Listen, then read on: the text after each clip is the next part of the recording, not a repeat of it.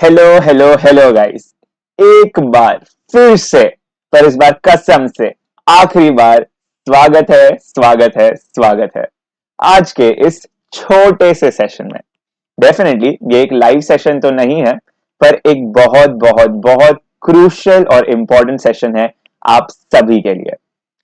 मुझे पता है जिन्होंने पहले के वीडियोस और लेक्चर्स अटेंड किए वो लोग सोच रहे होंगे भाई संडे को बाय बोल दिया लास्ट सेशन है, ऑल द बेस्ट, फिर क्यों वापस थोबड़ा उठा के चला आया है।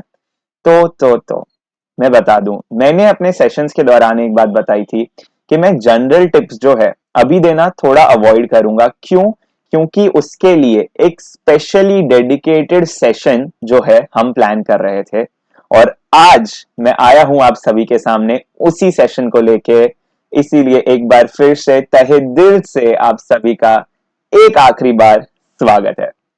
आई होप आप सबकी पढ़ाई बहुत बहुत बहुत अच्छी चल रही होगी। ऊपर से सबसे ज्यादा स्ट्रेस आप लोग के ही जितना स्ट्रेस मुझे भी है, क्योंकि पहला पेपर ही है एडवांस अकाउंट्स, जो कि मैंने आप लोगों को आखिरी एक महीने में पढ़ाया है।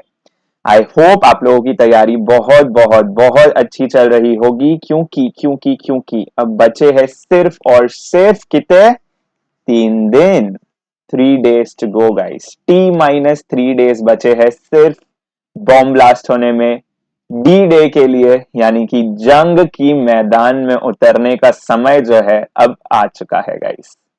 क्या सब तैयार हो? बोलो, क्या सब तैयार हो? लो, मैं बोलो बोलो बोल रहा हूं, भूल गया लाइव सेशन नहीं है भैया। कोई बात नहीं, चलो। आई होप कि आप सबकी तैयारी बहुत बहुत बहुत अच्छी चल रही होगी। कुछ भी डाउट हो, मैंने पहले भी बोला, you can always contact me. तो आज मैं क्यों आया हूं? आज मैं आया हूं कुछ ऐसे चुनिंदा सवाल लेके जिनको पॉपुलर कल्चर में आजकल FAQ यानी फ्रीक्वेंटली आस्क्ड क्वेश्चंस भी बोला जाता है। ये कुछ ऐसे फ्रीक्वेंटली आस्क्ड क्वेश्चंस है जिनके थ्रू मैं आपको कुछ ऐसी छोटी छोटी जनरल टिप्स या स्ट्रैटेजी शेयर करूंगा। कुछ ऐसे सवाल है ये जो हर एस्पिरेंट के दिमाग में आखिरी 15 दिन यानी कौन से एग्जाम के पिछले वाले नहीं, एग्जाम के दौरान वाले 15 दिन जो होते हैं, यानी असली जंग के 15 दिनों के दौरान हर एस्पिरेंट के दिमाग में ये सवाल आते हैं। और इन्हीं सवालों को सॉल्व करते करते छोटी छोटी टिप्स, छोटी छोटी स्ट्रैटेजीज आज मैं आप लोगों को बताने वाला हूं। तो let is not waste much of time. मैं यहां पर हूं ये इंश्योर करने के लिए कि एडवांस अकाउंट्स को संभालने की कोशिश तो मैं कर चुका हूं, पर अब मुझे ये पूरी कोशिश करनी है कि इन जनरल टिप्स के द्वारा कम से कम भी आपके मार्क्स में जमीन आसमान का फर्क हो जाएगा। जमीन आसमान का फर्क, जी बिल्कुल। ये कुछ ऐसे सवाल है जो जनरली हर एस्पिरेंट को परेशान करते हैं, और डेफिनेटली आज इन सवालों का एक सटीक जवाब जो है, एक पुख्ता जवाब मैं आप लोगों के लिए लेकर आया हूं, जो डेफिनेटली मुझे बहुत हेल्प किया था, और मैं 200% श्योर हूं अगर आप फॉलो करते हैं तो आपको भी बहुत बहुत हेल्पफुल रहेगा। सबसे पहला सवाल, सबसे बेसिक और सबसे पहला सवाल जो लगभग हर एस्पिरेंट सोचता है कि what to study before exam. What to study, बोलो, क्या आपके दिमाग में भी एक क्वेश्चन आया था कि भैया एग्जाम, अगर समझो अब 3 तारीख को एडवांस अकाउंट्स का पेपर है, अगर मैं कल से एडवांस अकाउंट्स पढ़ना शुरू करता हूँ, 2 या 3 दिन जो भी मैं एडवांस अकाउंट्स पढ़ रहा हूँ, तो मुझे पढ़ना क्या है? या समझो उसके बाद 5 तारीख को जब लॉ का पेपर है, तो 3 को घर आने के बाद 4 को 5 की सुबह, इन सब के दौरान मुझे पढ़ना क्या है? ये सबसे सबसे मेजर सवाल रहता है सबके दिमाग में गाइस। तो मैं बहुत क्लियरली बता दूं क्या पढ़ना है। सबसे पहले तो ऑब्वियसली सारे चैप्टर्स पढ़ने हैं, कोई भी चैप्टर छोड़ना नहीं है। पर कहां से पढ़ने हैं? तो module is the king guys, module is the king. क्या पढ़ना है? तो सबसे पहले मॉड्यूल को रिवाइज करने की कोशिश करनी है। देखो, अब इसमें है ना, मेरे साइड से तो समझ लो कंपल्जन ही है कि मॉड्यूल ही पढ़ना है, पर लेकिन बहुत बच्चे होंगे जिन्होंने कोई और फैकल्टीज के कॉम्पैक्ट्स रेफर किए होंगे, या जो भी चीज समरी बुक्स रेफर करी होगी, तो उस पर्टिकुलर बुक को रिवाइज करना है। पर अब किस तरीके से रिवाइज करना है, किस ऑर्डर में रिवाइज करना है, तो भाई ध्यान रखना, सबसे पहले आपको पढ़ने होंगे वो चैप्टर्स जो आपको थोड़े बहुत तो आते हैं। मतलब आप एकदम 100% कॉन्फिडेंट भले ना हो उन चैप्टर्स में, और आप लोग के लिए वो चैप्टर्स एकदम इजी वाले भले ना हो, पर एटलीस्ट थोड़े कॉन्फिडेंट तो हो तो सबसे पहले कौन से चैप्टर्स करेंगे जो आप लोग के लिए क्या हो, आप लोग के हिसाब से आप लोग के लिए वो चैप्टर्स किस टाइप के चैप्टर्स जो आप लोग के लिए मॉडरेट चैप्टर्स हो। तो सबसे पहले इन चैप्टर्स को पढ़ना है। सेकंड जो पढ़ेंगे वो थोड़े हार्ड जो लगते हैं ना चैप्टर्स वो पढ़ेंगे। और आखिरी में जो चैप्टर्स पढ़ने वो कौन से वाले जो आप लोग को बहुत इजी लगते हैं, जो ऐसे चैप्टर्स है कि एक बार को अगर नहीं भी देख के जाओगे या सिर्फ ऊपर ऊपर से देख के चले जाओगे तो भी बहुत अच्छे से क्वेश्चन सॉल्व कर लोगे या क्वेश्चन आंसर कर पाओगे। ये स्ट्रैटेजी फॉलो करने से क्या होगा गाइस, आप लोग ऑलमोस्ट फुल सिलेबस कवर करके जाओगे विथ फुल कॉन्फिडेंस। क्यों? क्योंकि इजी चैप्टर्स में तो ऑलरेडी कॉन्फिडेंस है, मॉडरेट को पहले टाइम दोगे तो कॉन्फिडेंस आ जाएगा, हार्ड में तो चलो पहले ही नहीं था कॉन्फिडेंस, पर एटलीस्ट थोड़ा टाइम दोगे तो एटलीस्ट एमसीक्यू तो सवर जाएंगे, एटलीस्ट एमसीक्यू तो सवर जाएंगे। और एमसीक्यू के अलावा सब्जेक्टिव क्वेश्चंस भी क्या पता नसीब चले तो जो थोड़ा बहुत किया है उसमें से ही आ जाए। ठीक है, तो ये ऑर्डर में अपने लोगों को पढ़ना है। अब ये तो हो गई बात कि क्या क्या चीजें अपने लोग को पढ़नी है, पर इसके अलावा और क्या करना रहेगा। तो जिस दिन एग्जाम है गाइस, जिस दिन द डे ऑफ एग्जाम जो है उस दिन गाइस कोशिश करना कि उस दिन ना आप लोग बिल्कुल भी कुछ नया चैप्टर या उसका रिवीजन ना पेंडिंग रखो। क्योंकि उस दिन एग्जाम चालू होने के कुछ घंटे पहले अगर सुबह में आप कोई चैप्टर पढ़ रहे हो ना, मतलब वो थोड़ा लेट हो चुका है पढ़ने के लिए। तो उस दिन क्या करे फिर, उस दिन सिंपली एमटीपी लेटेस्ट अटेम्प्ट का, आरटीपी लेटेस्ट अटेम्प्ट का यानी कि आप लोगों के अटेम्प्ट का, और टाइम बचता है तो पिछले अटेम्प्ट का, और जो भी पीवाई क्यूज आपके पास हो यानी कि मेरे दिए हुए इंपॉर्टेंट क्वेश्चंस का पीडीएफ या आपके कोई मार्क करे हुए इंपॉर्टेंट क्वेश्चंस जो है या किसी और फैकल्टी के आपके पास कोई इंपॉर्टेंट पीवाई क्यूज है तो वो चीजें सॉल्व करनी है। उसके अलावा सबसे मेजर चीज क्या, एमसीक्यूज की थोड़ी प्रैक्टिस उस दिन सुबह करनी है। तो भैया बहुत सिंपल है, मेन फोकस किस पे रखना है, मॉड्यूल या जो भी समरी बुक आप यूज करते हो उस पे फोकस रखना है पहले 1.5 दिन के दौरान, और एग्जाम के दिन सुबह इन चीजों पे प्राइमरी फोकस होना चाहिए। किस ऑर्डर में पढ़ना है वो भी मैंने इधर स्पेसिफाई कर दिया।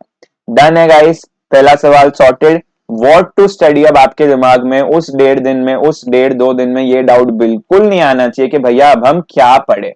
क्लियर है क्या पढ़ना है, किस ऑर्डर में पढ़ना है, क्या क्या करना है।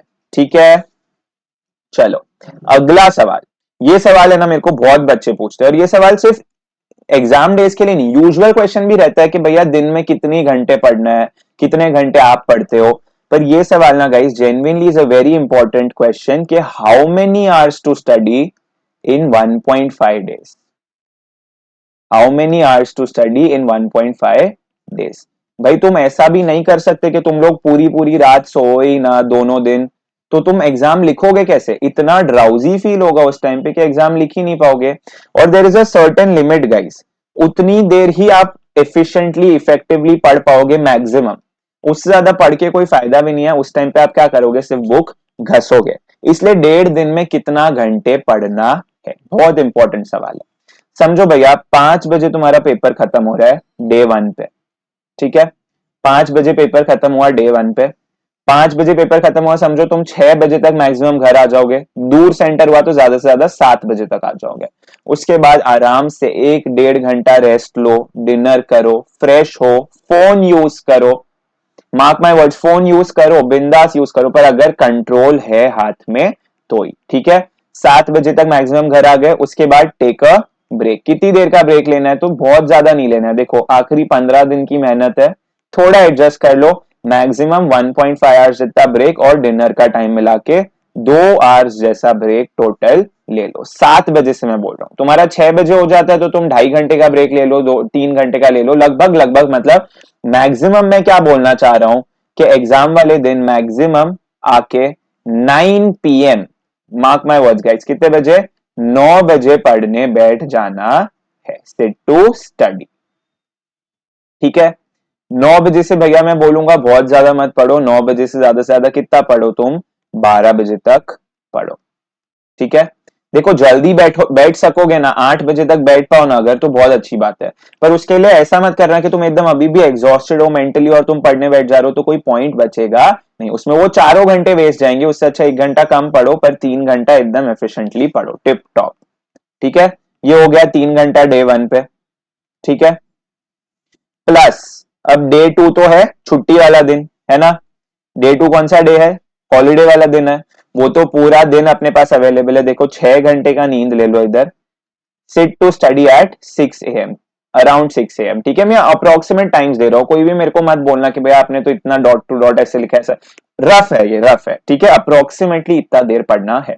तो 6 बजे भैया तुम पढ़ने बैठ गए।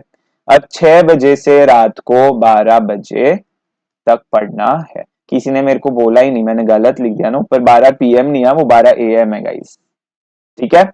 12 AM तक कितना घंटा हो गया टोटल, 18 घंटे का टाइम हुआ। अब तुम बोलोगे इतने देर कोई पढ़ थोड़ी सकता है लगातार, ऑब्वियसली नहीं पढ़ना है इतनी देर। इसमें से कर दो -2 आवर्स, जितना 2 to 3 आवर्स तुम माइनस कर दो इसमें से। वो किस चीज के लिए, तुम्हारे फ्रेश होके उठने के लिए, फ्रेश होने के लिए, नहाने के लिए, ब्रेकफास्ट लंच डिनर। पर गाइस 2 से 3 घंटे के अंदर सब समा जाना चाहिए। तो कितने टाइम इफेक्टिवली, कितना टाइम बच गया, 15 to 16 आवर्स। क्लियर है।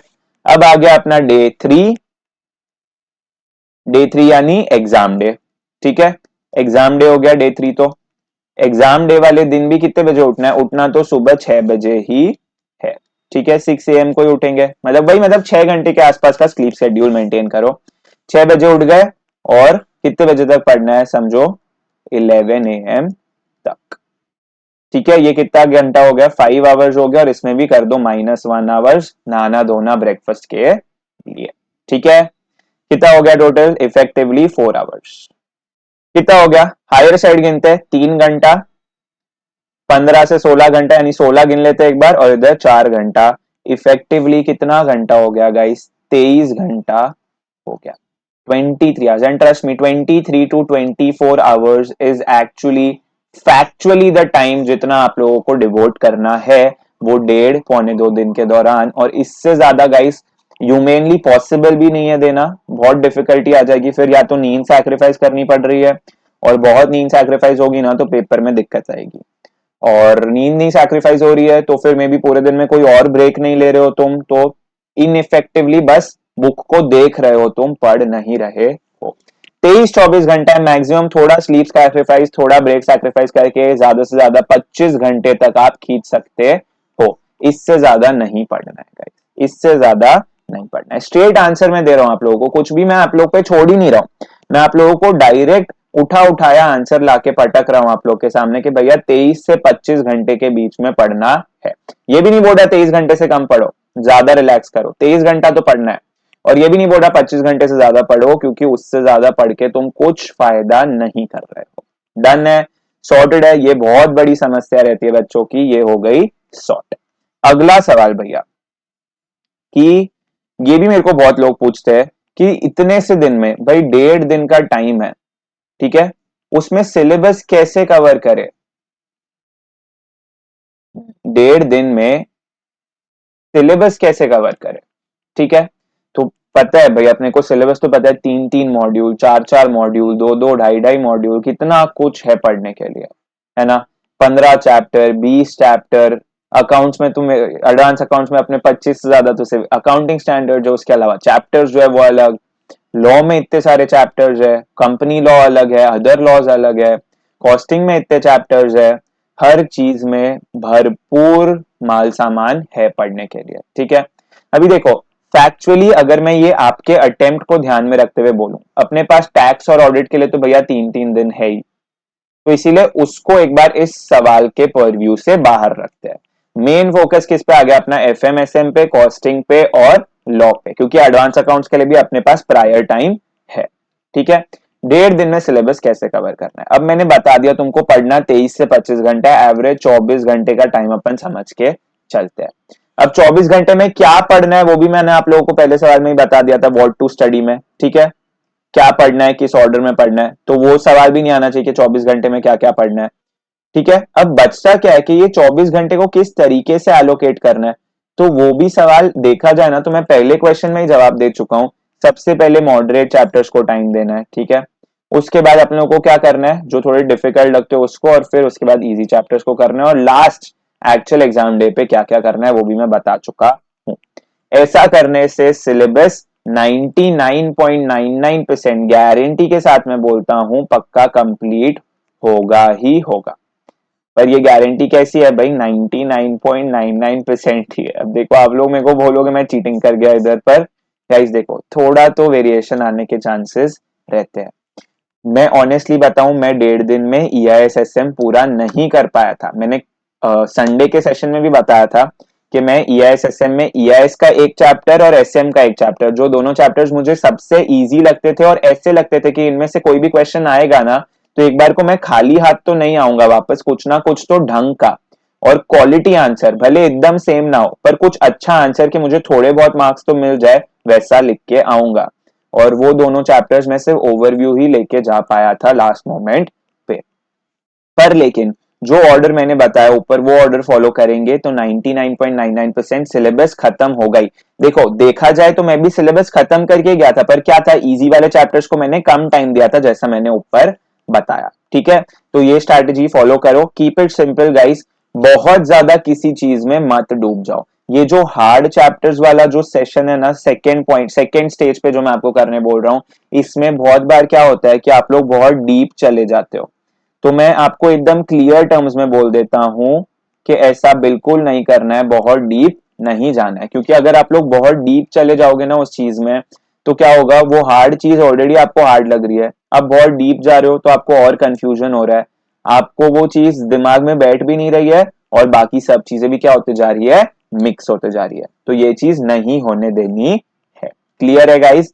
इस तरीके से अप्रोच फॉलो करेंगे, 1.5 दिन में सिलेबस कंप्लीट होगा। क्या मेंटेन करना है? घंटे मेंटेन करना है। बहुत लोग बोलेंगे इफेक्टिवली तुम 10 घंटा भी पढ़ लो, बड़ी बात है, पर मैं एकदम छाती ठोक के बोलता हूं इफेक्टिवली पढ़ना जरूरी है, माना, effective number of hours matter करते हैं, माना, पर अगर इफेक्टिव नंबर ऑफ आवर्स भी ज्यादा होंगे तभी तो मतलब है, इफेक्टिव नंबर ऑफ आवर्स भी कुछ तो एक सर्टेन बेंचमार्क जितने होने चाहिए ना, तभी तो आप सक्सीड कर पाओगे। सही बात है। अब मैं बोलूं मैं इफेक्टिवली 2 घंटा पढ़ के गया और कोई इनइफेक्टिव होके भी समझो 20 घंटा पढ़ के गया, तो उस 20 घंटे में भी वो कम से कम क्वालिटी टाइम 50% एफिशिएंसी से काम करके 10 घंटा तो निकाला होगा। और मैं 2 घंटा एफिशिएंसी पूरा 100% के साथ हूं तो भी 2 घंटा ही निकाला, तो मतलब वो अगला मेहनत करके 10 घंटा पढ़ा इफेक्टिव, मैं 2 घंटा ही पढ़ा हूं। तो सिर्फ इफेक्टिव नहीं, इफेक्टिव के साथ क्वांटिटी भी मैटर तो करता है। ठीक है, तो इतना मेंटेन करेंगे, 1.5 दिन में आराम से सिलेबस कंप्लीट होगा। क्योंकि मेन टैक्स और ऑडिट जिनमें सिलेबस कंप्लीट होने में दिक्कत आती है उसके लिए अपन के पास कितना टाइम है, तो ध्यान रखो 3 दिन है। आराम से 3 दिन में क्या करो, इसका 2 टाइम्स कर दो, उतना टाइम तो आप पढ़ ही सकते हो। 2 टाइम से थोड़ा ज्यादा है, 3 दिन में अप्रोक्सीमेटली ना 50 घंटे तो आराम से निकल सकते हैं। ठीक है, 50 घंटे तो आराम से निकलेंगे, 50 घंटे तो निकालने हैं, ये बात दिमाग में रजिस्टर कर लो, 50 से 55 घंटे निकाल सकते हैं। ठीक है, ये हो गया, तीसरा सवाल भी सॉर्टेड अपना। अब अगला क्वेश्चन कि सबसे पहले एग्जाम में क्या अटेम्प्ट करें, ये क्वेश्चन बहुत लोग पूछते हैं कि MCQ versus subjective, what is to be attempted first. पहले क्या, आप लोग खुद सोचो, क्या पहले अटेम्प्ट करना चाहिए? ऑनेस्टली इसका आंसर है ना बहुत हर इंसान पे डिपेंड करता है कि उसका कंफर्ट जोन क्या है। तो ट्रस्ट मी गाइस, आपका हर एक जन का मेथड अलग हो सकता है। कोई एकदम स्टार्टिंग में अटेम्प्ट करेगा, देयर कैन बी 3 पॉसिबिलिटीज। देखो इसमें ये है अपना टाइमलाइन एग्जाम के 3 घंटे, कोई तो करेगा स्टार्ट करेगा एमसीक्यूज से, कोई एमसीक्यूज को मिडल में करेगा और कोई एमसीक्यूज को एंड में करेगा। According to me guys, MCQs क्यों स्टार्ट में नहीं करने चाहिए, मेरा सजेशन क्या रहता है, स्टार्ट में एमसीक्यूज नहीं करना है। और what is the reason of that is कि वो जो 15 मिनट मिलते हैं ना रीडिंग टाइम के गाइस, उसमें आप एमसीक्यूज नहीं देख सकते हो। एमसीक्यू बुकलेट भले आपको मिल जाएगी, पर एमसीक्यू बुकलेट उस टाइम है ना सील रहती है, आप ओपन नहीं कर सकते हो उस टाइम में वो सील को। ठीक है, क्योंकि अगर उस चीज में इन्विजिलेटर आपको देख लेता है, पकड़ लेता है ना, तो आपके ऊपर एक्शन लिया जा सकता है। तो इसलिए वो एमसीक्यू तो आप रीड कर ही नहीं पा रहे हो। उस 15 मिनट में आप सब्जेक्टिव का पूरा एक प्लान अपने दिमाग में क्रिएट कर रहे हो। सही बात है। तो अब पहले जो प्लान क्रिएट किया है ना उसके साथ स्टार्ट करना चाहिए, एक फ्लो बैठाना है। और वो फ्लो जब बैठ जाए ना तो अप्रोक्सीमेटली हाफ से ज्यादा 60% ऑफ द सब्जेक्टिव पार्ट जब खत्म हो जाए ना, तो उसको अपने मिडल में एमसीक्यूज अटेम्प्ट करना बोलेंगे। 60% अटेम्प्ट करने के बाद बीच में अपने एमसीक्यूज अटेम्प्ट करेंगे और फिर उसके बाद रिमेनिंग 40% को सब्जेक्टिव का पोर्शन कवर अप करेंगे। This is what I suggest. ये मेरा पर्सनल सजेशन है। स्टार्टिंग में करना तो मैं बिल्कुल ही अवॉइड करो, ये जरूर बोलूंगा, पर हाँ एंड के लिए छोड़ना है तो छोड़ सकते हो अगर आपको कॉन्फिडेंस है कि आप सब्जेक्टिव पोर्शन टाइमली खत्म कर दोगे तो, क्योंकि वरना सब्जेक्टिव के चक्कर में हो सकता है कैश मार्क्स आप लोग लास्ट में अटेम्प्ट चेक करने के चक्कर में क्या करो, खो दो, और वो भी अपन को नहीं होने देना है। ना सब्जेक्टिव को कॉम्प्रोमाइज करना है पहले एमसीक्यूज अटेम्प्ट करके, और ना एमसीक्यूज को कॉम्प्रोमाइज करना है लास्ट में रख के। ठीक है, तो इसीलिए मेरा सजेशन मिडिल में एमसीक्यूज अटेम्प्ट करने का रहता है। हो सके तो सजेशन फॉलो कीजिएगा, नहीं तो अगर आप लोगों का हाथ सेट है, आप लोग अभी तक प्रीलिम्स या पेपर्स जो लिखे रहेंगे उसमें जिस तरीके से करते आए, if you are comfortable go with that, और else go for this approach. एकदम fully tried and tested guaranteed approach है, लगभग हर इंसान आपको यही अप्रोच रेकमेंड करेगा। ठीक है गाइस, हो गया, सिंपल बात है ये, एकदम क्लियर। 6 गाइस बोलो, डन 6। नेक्स्ट सवाल, अगला बहुत बहुत इंपॉर्टेंट सवाल, कि 3 घंटे में पेपर कैसे मैनेज करना है, 3 आवर्स में पेपर कैसे कंप्लीट करना है। ठीक है, अब इसमें दो जवाब बनेंगे गाइस। दो जवाब क्यों बनेंगे, क्योंकि प्रैक्टिकल सब्जेक्ट्स का अप्रोच थोड़ा डिफरेंट रहेगा और थियोरेटिकल सब्जेक्ट्स का अप्रोच जो रहेगा वो थोड़ा डिफरेंट रहेगा। सही बात है, ठीक है। अब पहले थियोरेटिकल सब्जेक्ट से अपने शुरू करते हैं। तो जब थियोरेटिकल सब्जेक्ट्स की अपन बात करते हैं तो उसमें जैसे आ गया ऑडिट आ गया, ठीक है, एफएम एसएम में से एसएम आ गया, लॉ आ गया, पार्शियली जीएसटी आया। ठीक है, ये सब क्या हो गया, मोटा मोटी अपना थियरी सब्जेक्ट्स होता है। थियरी सब्जेक्ट्स को यूजुअली कंप्लीट करना is not a big challenge. क्यों, क्योंकि थियरी में ऑलरेडी लिमिटेड लिखना रहता है, वो पेपर कंप्लीट हो ही जाता है। हाँ, अगर आप लोगों को कोई क्वेश्चन नहीं आता है तो बात अलग है, बाकी वो कंप्लीट हो जाता है। पर कंप्लीट करने के लिए और पेपर का प्रेजेंटेशन अच्छा रखने के लिए क्या स्ट्रैटेजी फॉलो करनी है, तो सबसे पहले first what will you be attempting, theory subjects में जो क्वेश्चन सबसे अच्छे से आता हो, सबसे अच्छे से जो क्वेश्चन आता हो ना, वो क्वेश्चन सबसे पहले अटेम्प्ट करेंगे।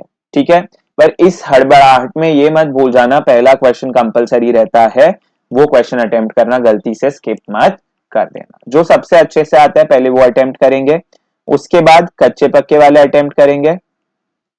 ठीक है, कच्चे पक्के, फिर ऊपर की स्ट्रैटेजी के अनुसार बीच में क्या आ जाएगा, अब यहाँ पे एमसीक्यूज आ जाएगा।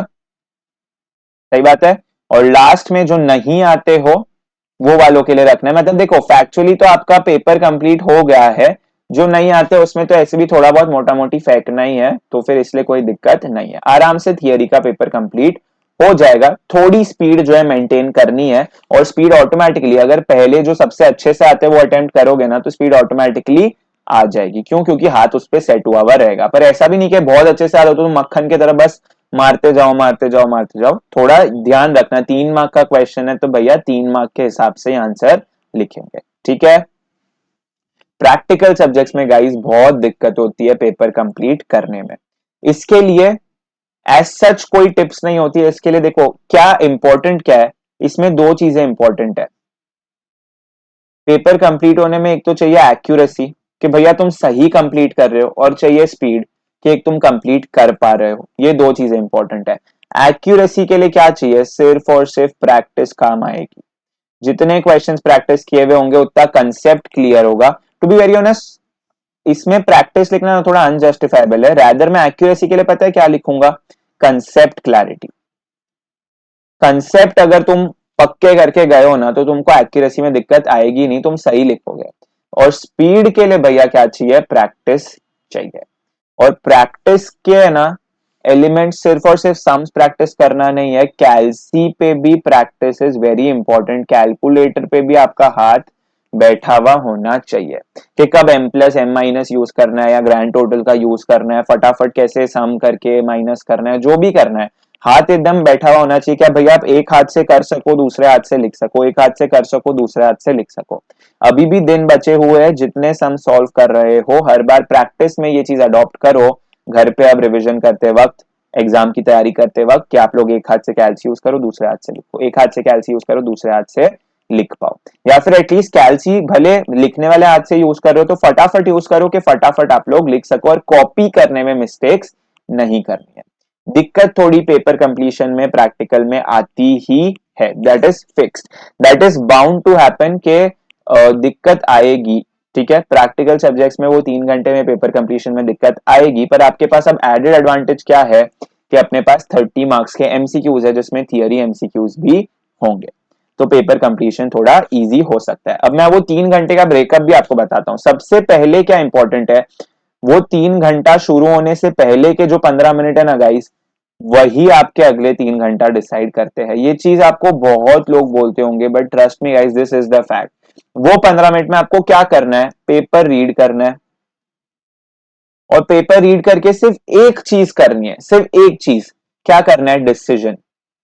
अगले 3 घंटे में आपका ये डिसीजन वाले फैक्टर पे एक सेकंड भी नहीं वेस्ट होना चाहिए। क्या डिसीजन करना है भैया, कि हम लोग कौन सा क्वेश्चन नहीं अटेम्प्ट करेंगे, वो चीज पहले ही डिसाइड हो जानी चाहिए।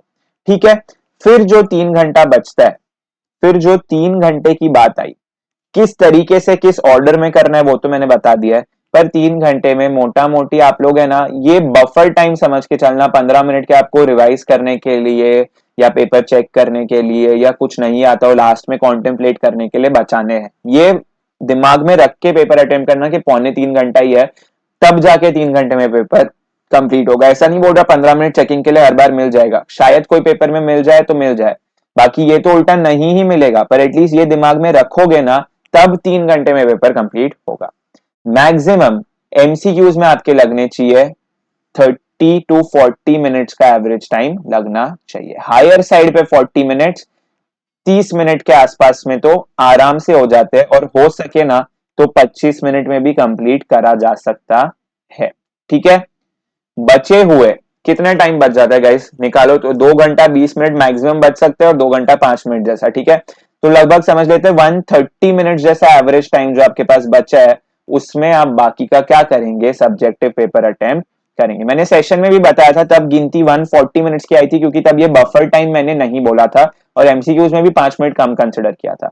मोटा मोटी हर मार्क के लिए 2 मिनट है आपके पास, अप्रोक्सीमेटली 2 मिनट से थोड़ा कम रहेगा। मतलब समझो अगर आपके पास एक 14 मार्क का फुल फ्लेज्ड क्वेश्चन है 14 नंबर का, तो उसके लिए आपको 25 मिनट से ज्यादा नहीं लगाने हैं। और guys trust me, 25 minute is sufficient time.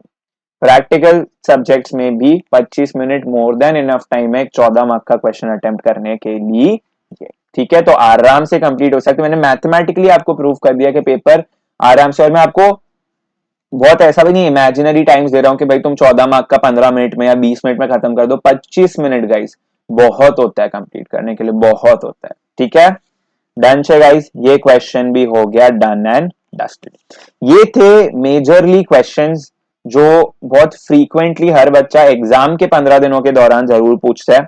इसके अलावा कुछ जनरल टिप्स, कुछ थोड़े और एफएक्यूज मेरे साइड से भी, कि जो बहुत इंपॉर्टेंट चीजें हैं एग्जाम में ध्यान रखने के लिए, जो एग्जाम में डेफिनेटली आपको बहुत हेल्प करेगी। कौन सी चीज है अब ये, सबसे पहला तो ये फैक्टर ना, ये है ना किल फैक्टर रहता है, ट्रस्ट मी गाइस। ये आपकी जीती हुई बाजी को पूरा का पूरा पलट सकता है और आपको हरा सकता है, आपकी मेहनत को बर्बाद कर सकता है, ये व्हाट इफ वाला फैक्टर। ठीक है, व्हाट इफ वाले फैक्टर से मेरा मतलब क्या है भैया, देखो एग्जाम चालू होने से पहले तक, एग्जाम के पिछले दिन तक रिवाइज करते वक्त सबके दिमाग में ये चीज आती है कि क्या होगा अगर, अगर ये अगर क्या क्या होता है, मुझे याद नहीं आया, मुझे कुछ याद नहीं रहा। ठीक है, या फिर हड़बड़ी में कोई गलती कर दी, या फिर पेपर कंप्लीट नहीं हुआ। ये सब व्हाट इफ फैक्टर्स ना दिमाग में हर दम घूमते रहते हैं, पर ध्यान रखना है, जैसे ही वो 3 घंटे की घंटी बजी, जैसे ही वो 3 घंटे शुरू होने की घंटी बजी ना गाइस, ये सब दिमाग से उन 3 घंटों के लिए हट जाना चाहिए, एकदम हट जाना चाहिए। ठीक है, ये व्हाट इफ फैक्टर सिर्फ इतने पे ही सीमित नहीं है। सबसे इंपॉर्टेंट व्हाट इफ फैक्टर मेरे सब्जेक्ट का भैया, एडवांस अकाउंट्स का, सबके दिमाग में, अगर बैलेंस शीट टैली नहीं हुई तो क्या। ऐसे टाइप के फैक्टर्स हर सब्जेक्ट में कुछ ना कुछ कंसेप्ट से रिलेटेड रहेंगे, पर मैं अपने सब्जेक्ट को ध्यान में रखते हुए बोलूं, अगर बैलेंस शीट टैली नहीं हुई तो क्या। गाइस, जिन लोगों को नहीं पता है, जिन्होंने संडे का सेशन, सैटरडे का सेशन नहीं अटेंड किया था, वो लोग एक बार जाके सैटरडे के सेशन में, मैंने अपना लास्ट के नहीं, मतलब समझो जब 2 घंटे के आसपास खत्म हो गए थे, तब मैंने मेरे पेपर 1 अकाउंट्स का लाइव एनालिसिस किया था उस लेक्चर में। देखना जाके, मैंने दिखाया है बाकायदा, मेरी बैलेंस शीट टैली नहीं हुई थी। आखिरी 5 मिनट बचे थे गाइस मेरे पास, कितना टाइम, आखिरी 5 मिनट, और मेरी बैलेंस शीट टैली नहीं हुई थी। ठंडा दिमाग रखना सबसे जरूरी है उस टाइम पे। बी काम गाइस, बी काम। ऐसे भी समझ लो, तुम हड़बड़ाहट करके क्या उखाड़ लोगे, तुम हड़बड़ाहट करके तुमसे क्या हो जाएगा, उल्टा सही होती चीज शायद आंखों के सामने जो गलती है वो भी नहीं दिखे। मैंने ठंडा दिमाग रखा, और फिर मुझे मेरी एकदम सिली मिस्टेक दिखी कि मैंने क्वेश्चन पेपर से एक अमाउंट गलत कॉपी किया था, और तुरंत मेरी बैलेंस शीट फिर टैली हो गई गाइस। ठीक है, ये चीज बिल्कुल नॉर्मल है, बिल्कुल हो सकती है एग्जाम में। पैनिक नहीं करना है बिल्कुल भी इससे, आराम से चिल करके एक बार के लिए ऐसे क्वेश्चंस को इसीलिए प्रेफर करना कि आप लोग लास्ट में अटेम्प्ट करो। मैंने भी बैलेंस शीट का फुल फ्लेज क्वेश्चन लास्ट में अटेम्प्ट किया था। हो सके तो ऐसे क्वेश्चंस को लास्ट के लिए रखो, क्योंकि बीच में ऐसा होना ना नेचुरल ह्यूमन टेंडेंसी है गाइस, के पैनिक होंगे ही होंगे, और चांसेस है कि पेपर स्पॉइल हो जाए। ठीक है, तो ध्यान रखना है कि ये गलती अपन ना करें। बाय चांस अगर बैलेंस शीट एक बार को टैली नहीं भी होती है ना गाइस, तो क्या करो, एक बार आगे बढ़ जाओ। दिक्कत आएगी, बार बार मन में वो ख्याल आते रहेगा, पर आगे बढ़ना पड़ेगा। वरना याद रखना, इस एक बार आगे ना बढ़ने के चक्कर में आप अगले शायद 4 महीनों तक आगे ना बढ़ पाओ। और याद रखना गाइस, शायद 4-5 मार्क बचाने से बहुत ज्यादा बड़ी चीज है 4 महीने। ये बात हमेशा दिमाग में रखना, और ये बात दिमाग में रख के ही पेपर अटेम्प्ट करना। कितनों ने हाफ सीए सीरीज देखी है, कमेंट डाउन करना कि कितनों ने हाफ सीए सीरीज देखी है। उसमें अगर आप लोग को याद हो, उसके फाउंडेशन का अकाउंट्स का पेपर, फाउंडेशन इंटर के अकाउंट्स का पेपर, सॉरी, पहला ही पेपर उससे स्पॉइल होता है, और वो क्या करती है, आधा पेपर अटेम्प्ट करके फिर उठ के चली जाती है एग्जाम हॉल में से, घर पे जाके सॉल्व करती है। हर बार बैलेंस शीट टैली होती है, एग्जाम हॉल में बैलेंस शीट टैली नहीं होती है।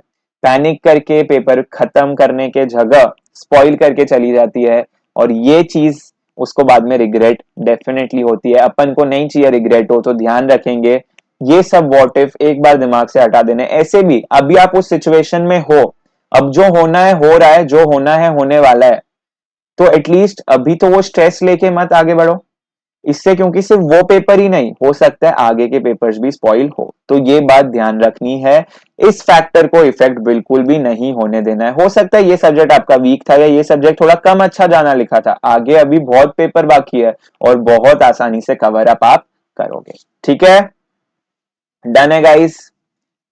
ओके, अगली चीज भैया, स्लीप। कितने घंटे सोना है, मैंने ऊपर भी बहुत क्लियरली बोला, 6 घंटा नींद मेंटेन करने का ट्राई करना। कम कर करके 5-5.5 घंटा तो सोना ही है।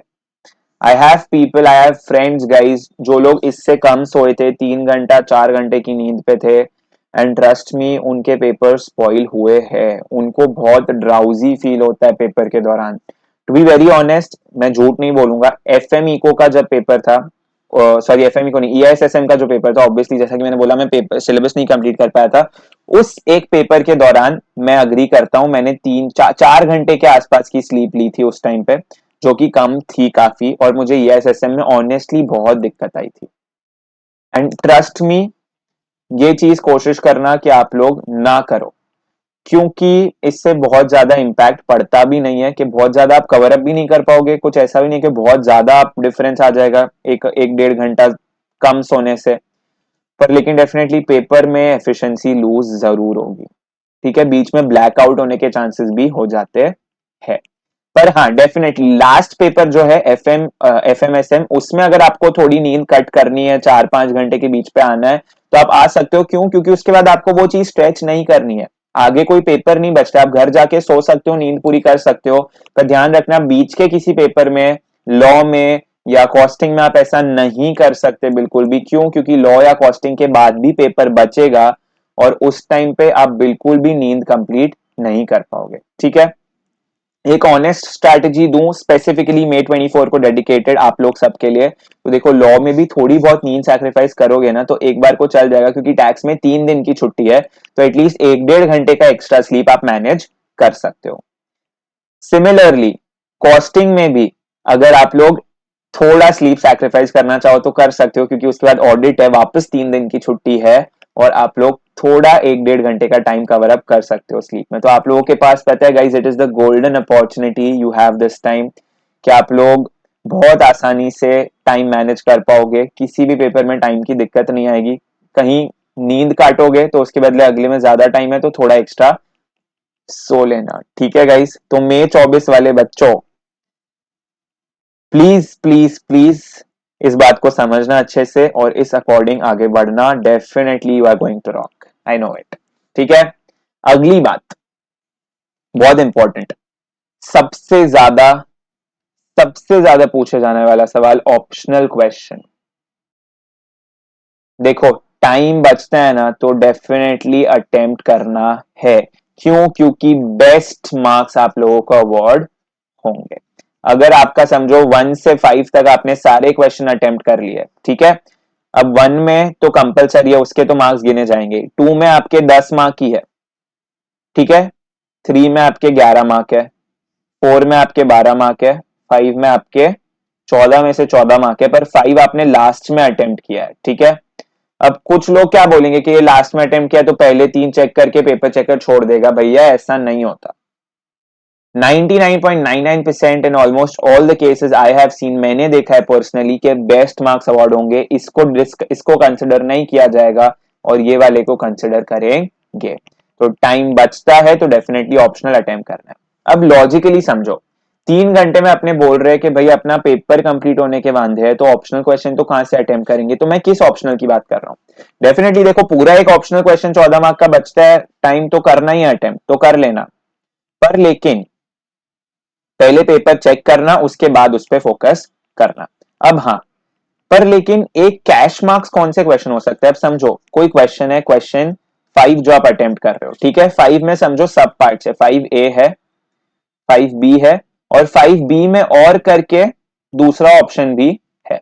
अब A 7 मार्क का है और ये बी 7 मार्क का है, दोनों में से बी में से और में से दोनों में से कोई एक अटेम्प्ट करना है। अब आपने ये कर लिया, अब भैया ये वाला जो है ना, अगर ये थोड़ा भी डाउटफुल लग रहा है ना आपको, ये वाला भी अटेम्प्ट कर दो, ये वाला भी अटेम्प्ट कर दो, ज्यादा टाइम भी नहीं लगेगा, 5 से 10 मिनट का फर्क पड़ेगा, बचता है ना टाइम, तो डेफिनेटली ये वाला क्वेश्चन भी अटेम्प्ट बिल्कुल बिल्कुल कर दो। क्योंकि इससे क्या होगा, इन दोनों में से जिसके ज्यादा मार्क्स होंगे ना वो वाले मार्क्स आपको मिलेंगे, 100% गारंटी के साथ बोलता हूँ।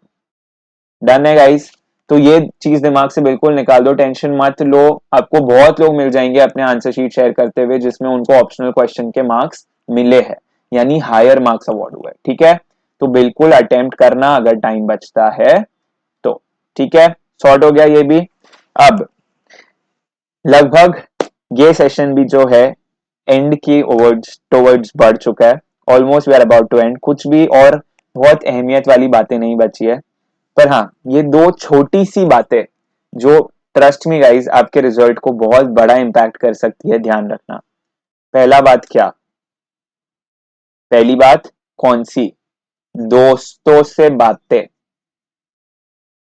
एग्जाम के पहले और एग्जाम के बाद में। ये है ना, कोई आपको नहीं बताएगा, कोई नहीं बताएगा आपको ये चीज, पर मैं आपको आज ये बता रहा हूं कि भैया जो ऐसे दोस्त हो ना आपके, जो खुद ऑलरेडी बहुत स्ट्रेस में रहते हो, पैनिक में रहते हो, और आपको एग्जाम के जस्ट पहले सवालात करे, कोई भी क्वेश्चन पूछे कोई भी कंसेप्ट से रिलेटेड, बिल्कुल उस दोस्त से, चाहे वो कितना ही जिगरी दोस्त क्यों ना हो, उसको भी बोलो कि वो भी ये सब ना करे, और तुम बिल्कुल उससे बात नहीं करोगे। एग्जाम के पहले किसी के कोई डाउट नहीं सॉल्व करना है, खुद में कोई नए डाउट नहीं पैदा करने, क्योंकि ट्रस्ट मी इतना अंडर कॉन्फिडेंस आने के चांसेस है ना उस टाइम पे, ये चीजें बिल्कुल नहीं करनी है। और दूसरा, पेपर खत्म होने के बाद डिस्कशन कतई नहीं करना है। एक क्वेश्चन तक का डिस्कशन नहीं करना है कि भाई तेरा क्या आंसर आया, मेरा क्या आंसर आया, दोनों का आंसर सेम, दोनों का आंसर अलग, कुछ फर्क नहीं पड़ता है।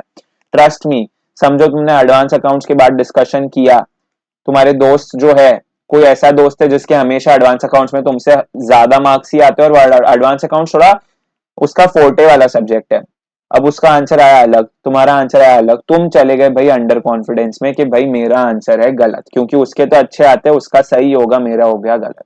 अब लॉ पढ़ते पढ़ते तुम्हारे दिमाग में चल रहा है ये वाला कि ये आंसर गलत हो ही गया है, पेपर अच्छा नहीं गया है, लॉ भी पढ़ के क्या करता हूँ, अगले अटेम्प्ट को देखता हूँ या छोड़ो। ये सब चीजें बिल्कुल नहीं होने देनी है, इसीलिए ये दोस्तों से बातें वाले फैक्टर का ध्यान रखना है।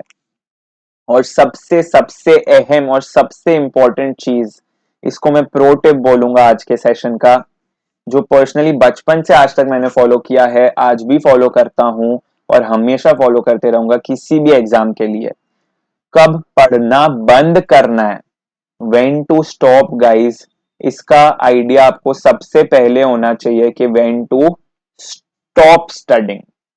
अगर ये नहीं पता है ना तो ट्रस्ट मी आप लोग डेंजर जोन में हो, क्योंकि ये पता होना बहुत इंपॉर्टेंट है। भाई मैं इतने बच्चे देखता हूँ वो एग्जाम हॉल में आएंगे, एग्जाम हॉल में आते आते मतलब अंदर क्लास में घुसने से पहले, फोन बैग में रखने से पहले 150 तक, 145 तो चलो रीडिंग टाइम हो जाए, 140 तक वो बच्चे पढ़ रहे हैं, फिर उसको फोन को बैग में रख रहे हैं, फिर अंदर आ रहे हैं। या कुछ बच्चे तो रीडिंग टाइम चालू होने के बाद पहुंचते हैं, तो उस टाइम तक वो फोन में पढ़ते पढ़ते आ रहे हैं। ये सब प्लीज प्लीज हाथ जोड़ के मैं बोल रहा हूँ गाइस, बिल्कुल मत करना। एकदम शार्प टाइम बता रहा हूं मैं, 12 मैक्सिमम है, 12 बजे पढ़ना बंद कर देना है, 12 के आगे पढ़ना नहीं है। ज्यादा से ज्यादा अगर एग्जाम सेंटर घर से पास में है तो 12:30 तक पढ़ लो, ठीक है, 12:30 तक पढ़ लो, उसके बाद रिलैक्स करो एकदम, ठीक है, आधा पौना घंटा, 1 बजे तक लंच करो, 10-15 मिनट रेडी होके निकलो, 1:30 तक एग्जाम सेंटर मैक्सिमम पहुंच जाओ, ठीक है, लेट मत करो 1:30 से एग्जाम सेंटर पहुंचने में। और उसके बाद अगले 15-20 मिनट रीडिंग टाइम चालू होने से पहले सिर्फ आराम से बैठो। If you are a theist, भगवान में मानते हो, भगवान को याद करो। If you are an atheist, just go into spiritualism, 15 minute के लिए थोड़ा मेडिटेशन टाइप के जोन में चले जाओ, कुछ नहीं सोचना है, जस्ट कीप योर सेल्फ काम, एकदम ब्लैंक रहो वो 15 मिनट के लिए and just see the magic. वो 15 मिनट बाद जब पेपर सामने आएगा ना, आपको ऐसा लगेगा कि ये क्या है, ये तो सब मेरे को आता है। पर हाँ, 12:30 से आगे मत पढ़ना गाइज, हाथ जोड़ के बोल रहा हूँ मैं, प्लीज, क्योंकि मैंने देखा है, very good friend of mine, वो लोग इतना लेट लेट तक पढ़ते थे एक पेपर में, तो he was almost blank in between the paper, दो चीजों की वजह से, क्योंकि वो सोया नहीं पूरी रात, ऑलमोस्ट ना के बराबर सोया, और दूसरा वो एग्जाम, सिर्फ उस पेपर में उसने ऐसा किया, वो एग्जाम चालू होने के 5 मिनट पहले तक भी पढ़ रहा था, और उसी पेपर में उसका थोड़ा ऊपर नीचे हो गया, ठीक है। पर ध्यान रखना है, ये सब चीजें बिल्कुल नहीं करनी है। This was the pro tip for today. इसके अलावा गाइस, सच बोल रहा हूँ, have faith in your self, be very confident, क्योंकि 10 महीने मेहनत करी है, 10 महीने बहुत कुछ सीखा है, अब समय आ गया है सिर्फ और सिर्फ मेहनत दिखानी है, वो झलक अब आईसीआई को दिखानी है। And trust me guys, I trust in you, मेरे को पता है कि आप लोग सब बहुत बहुत बहुत अच्छा करोगे, and I am very very confident for each one of you कि there is something great waiting for every one of us guys. हर एक के लिए कुछ बहुत अच्छा, बहुत बड़ा आगे इंतजार कर रहा है, बस सही समय की देर है। शायद इस बार ही वो सही समय हो, आपने इतनी मेहनत करी है, डेफिनेटली ट्रस्ट मी गाइस, कभी भी हार्डवर्क पे से don't lift up your trust from hard work, because every time, every single time, smart work शायद एक बार धोखा दे जाए, पर हार्डवर्क कभी धोखा नहीं देगा गाइस, हार्डवर्क कभी धोखा नहीं देगा। एंड 10 महीनों से आपको पता है आपने हार्डवर्क किया है, मुझे पता है आपने हार्डवर्क किया है, एंड ट्रस्ट मी, रिजल्ट आने वाले दिन आपको भी पता चल जाएगा कि आईसीआई को भी पता चल गया था कि हाँ आपने हार्डवर्क किया है। With this, all the very best, guys. Thank you very much for attending this strategy session, for attending this FAQ based session. और हो सके उतने दोस्तों के साथ ये वीडियो शेयर करो. Make it reach to the corner of Indias. हर जगह ये वीडियो शेयर करो ताकि हर बच्चे को ये जो छोटे मोटे FAQs, थोड़े डाउट्स हो, एग्जाम रिलेटेड क्वेरीज हो, वो सब सॉर्ट आउट हो जाए और सब लोग बहुत कॉन्फिडेंटली पेपर को अटेम्प्ट करो. Thank you very much once again. All the very best, guys. And this is finally, officially, Sunday को भी बोला था पर अब वापस बोल रहा हूँ because this is genuinely the last time, guys, which I'll be seeing you for a long time now. Because अब कोई लाइव सेशंस नहीं होंगे, अब कोई रिकॉर्डेड वीडियोस, कोई स्ट्रैटेजी सेशंस नहीं बचे हैं. Finally today, I, Tanay Bhageria, officially signing off. Thank you very much, everyone, for being so supportive. Thank you very much, Unacademy, for this opportunity. And heartiest all the best to all of you, and heartiest congratulations as well on your hard work. And trust me, जुलाई में भी वापस मैं आपको congratulations बिल्कुल बोलूंगा, 200% बोलूंगा. Thank you very much, guys. Bye bye, and all the very best. This is Tanay Bhageria signing off.